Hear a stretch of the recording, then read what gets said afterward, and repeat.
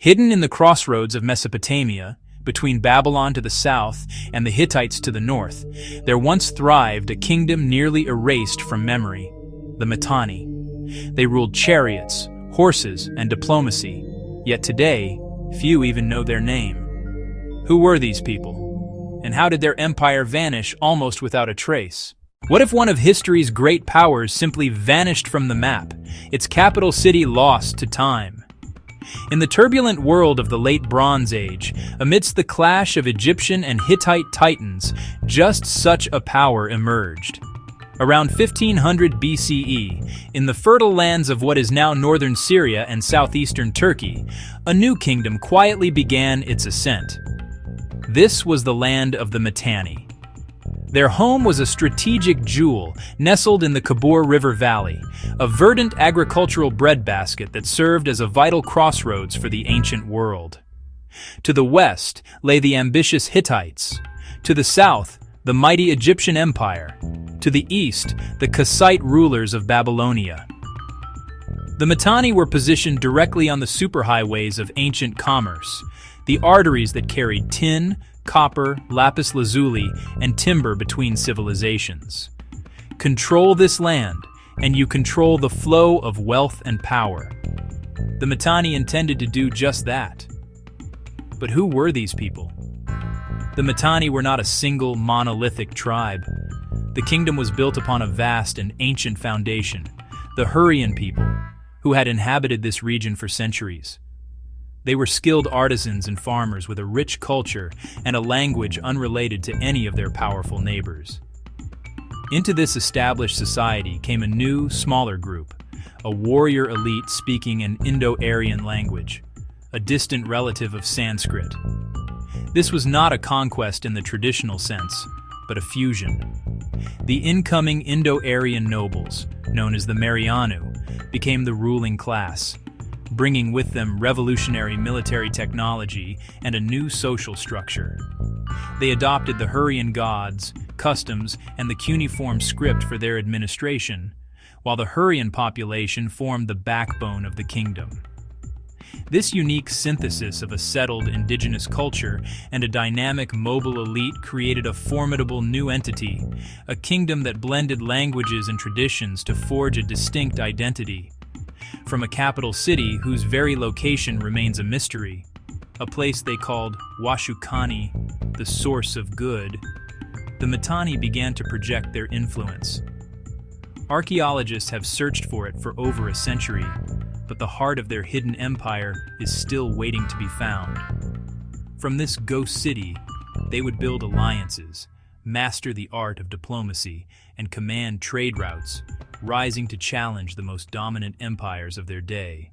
What was the ultimate superweapon of the Bronze Age? While the Egyptians built their pyramids and the Babylonians their ziggurats, the Mitanni perfected a different kind of monument, one of speed, power, and terror. They mastered the art of war on wheels. This wasn't just about having chariots, it was about creating a revolutionary military platform that could dominate any battlefield. The Mitanni transformed the horse and chariot from a mere status symbol into the ancient world's equivalent of a main battle tank, a mobile archery platform that could outmaneuver and overwhelm any infantry force. Their innovation didn't just win battles, it reshaped the very balance of power across the Near East, forcing mighty empires like Egypt and the Hittites to completely rethink their military strategies. The secret began with the horses. The Mitanni were not just horse breeders, they were equine scientists. They trained the finest, most resilient chariot horses in the ancient world, creating bloodlines renowned for their stamina and discipline. But the chariot itself was a technological marvel. Unlike the heavier ceremonial chariots of their neighbors, the Mitanni developed a lighter, more agile design. Using advanced woodworking and the revolutionary spoked wheel, they built a vehicle that was both incredibly fast and stable enough for an archer to fire accurately while at a full gallop.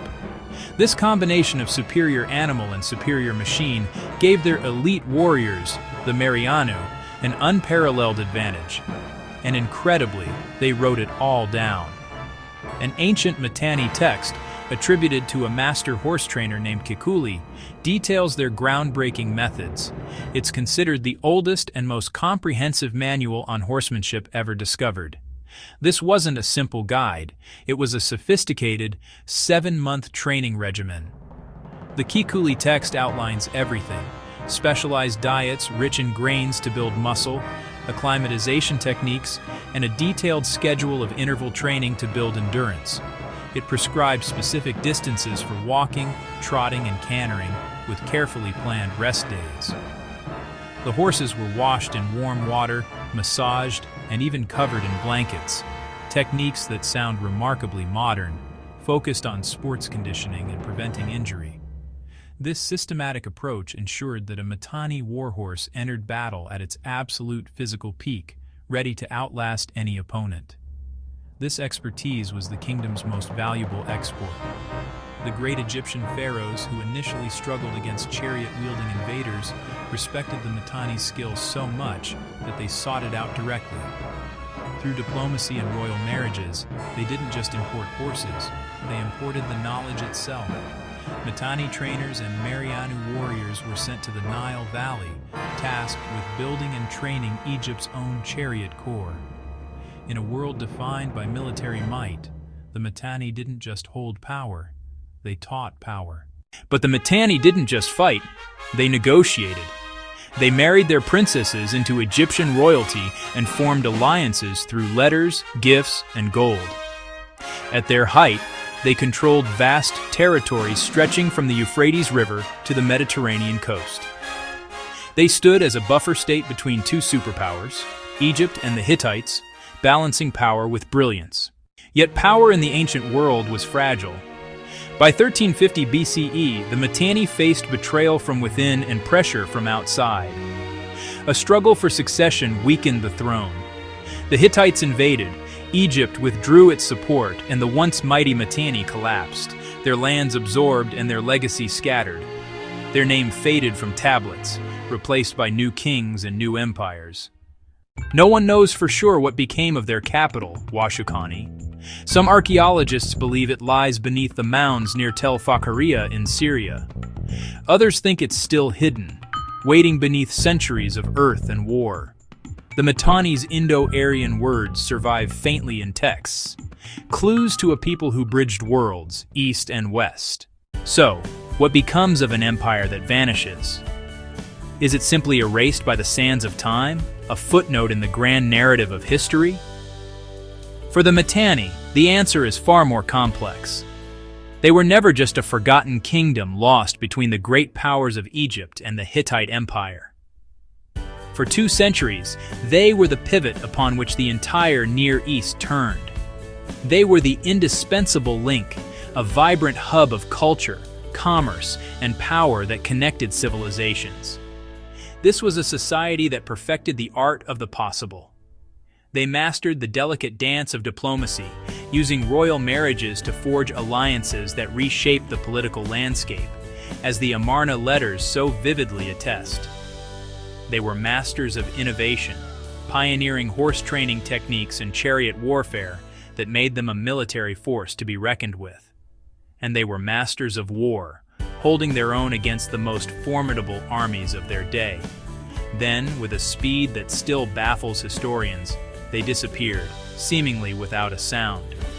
History may have buried their capital, Washukani, under layers of earth and uncertainty, but their story was not interred with it. It whispers to us, not as a ghost, but as a living echo. We hear it in the strange, lone-surviving Indo-Aryan words embedded within the Hurrian language, a linguistic puzzle that continues to fascinate scholars. We see it in the artistic motifs and technological advancements that were absorbed and carried forward by their successors, the Assyrians and Hittites. The quest for the Mitanni is a reminder that the past is an active, ongoing investigation. Their legacy challenges us to look beyond the monumental ruins of Egypt and Babylon, to appreciate the crucial role of the connectors, the innovators, and the intermediaries. Their story proves that even the most powerful empires can fade from memory, but their influence their ideas, and their people are woven into the fabric of the civilizations that follow. The search for truth is a journey we take together. If you believe in the importance of uncovering these lost chapters of our shared human story, then join our expedition. Subscribe to the channel and share your thoughts in the comments below. Because the past is never truly gone. It's just waiting for us to ask the right questions.